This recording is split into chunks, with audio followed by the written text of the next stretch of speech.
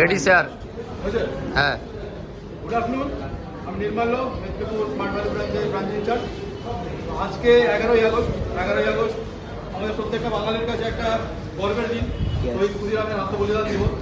তো সেই ডেটে আমাদের যে স্মার্ট ভ্যালির তরফ থেকে যে ব্লাড ডোনেশন ক্যাম্প, এটা শুধু ব্লাড ডোনেশন ক্যাম্প নয়, এটা আমাদের কাছে একটা ইমোশন।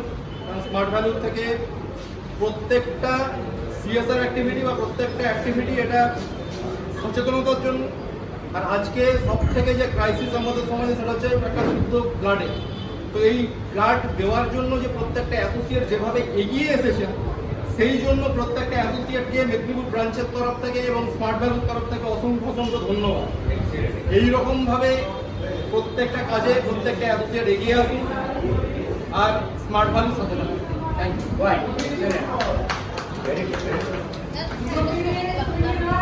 ছবি তুলে না, ছবি একবারে